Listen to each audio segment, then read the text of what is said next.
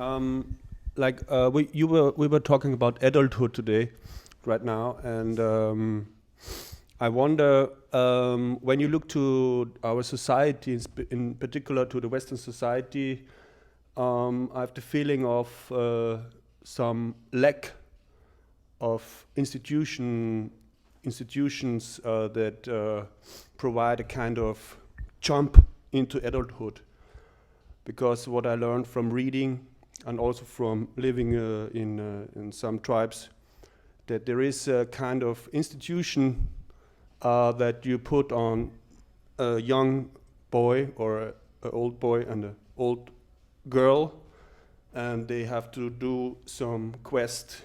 They have to go through something, have to walk into this desert or to the jungle, take a drink of strong psychedelic, and to experience something which you cannot teach by culture, which cannot pass on by reading or talking or even by just observing the society.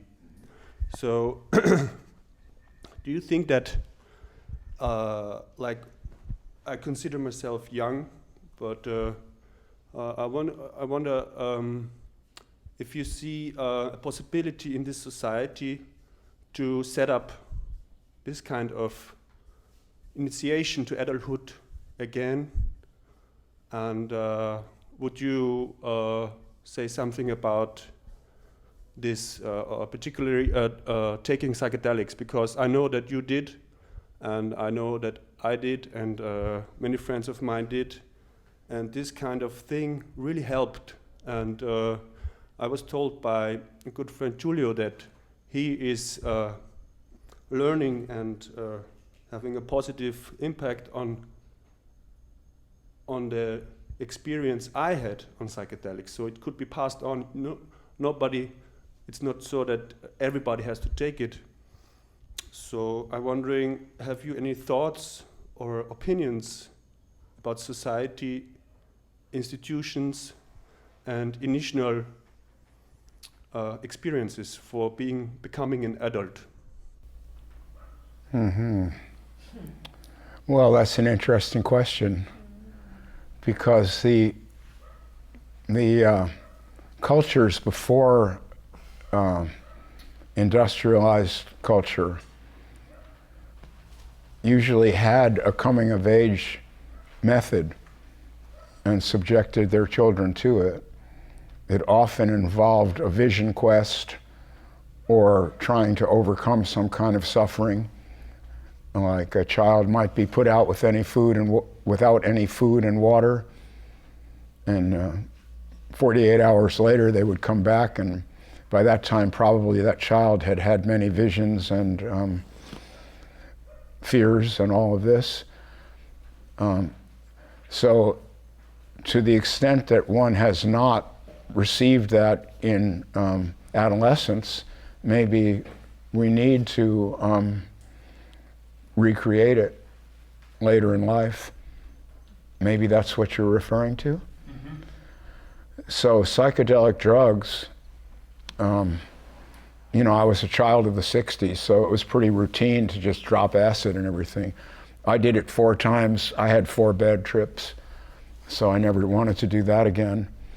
But I later discovered smoking DMT, and I really loved that. But that was so powerful that I learned to do it not as a toy or a game, but to take it very seriously and kind of prepare to have those visions. And I think that was helpful. Then in New Mexico, when I first got there, peyote was legal. So it was all around. I pretty much ate some every morning for about a year, and was kind of psychedelicized lightly all that time. And I think that was helpful. And then, of course, I've eaten a lot of mushrooms. There is a place, San Jose del Pacifico, it's called. It's high in the mountains south of Oaxaca.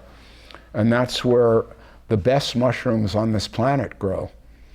And Catania and I went up there for a week we rented a little hut and walked up into the mountains, got some mushrooms from the locals and went down in the hut. It was cold there. It was the cloud forest. They had a fire going all the time and ate a bunch of mushrooms. And I had some amazing visionary experiences. This is like 10 years ago, very beautiful. And then my last psychedelic experiences were about 5-6 years ago with a substance called Salvia Divinorum, which is the most powerful experience that I've ever had on any kind of drugs. And I only recommend it if you think you can be profoundly jarred and still be okay. That's a very, very deep thing. So Robert Hall, my friend I've mentioned, he came over one day. We were just talking, and I told him about this experience I'd had with Salvia Divinorum, and he wanted to try it. And I warned him. I said, this is really difficult, man. If you only do this if you really want to get exploded out of your body-mind and go elsewhere, you won't be there. And he said, okay, he wanted to try it. And it only lasts, I should explain here, only for about 3 or 5 minutes, something like that. You smoke this stuff and you try to smoke as much as you can, and within a few seconds, you're out. You need someone tending you and take the pipe out of your mouth. That's how quick it comes on. And so I instructed him. I said, I'm going to light this. Just suck as much of it up as you can, because you're not going to get a second puff. It'll just be this one hit. Okay, so Robert was an old pot smoker, and so he knew how to take a hit. And he did. He lay down there on the floor, and Catania and I watched him writhing around like this on the floor for about 3 or 4 minutes. And then he gets up and he looks at me and he says, I'm really glad I have my practice.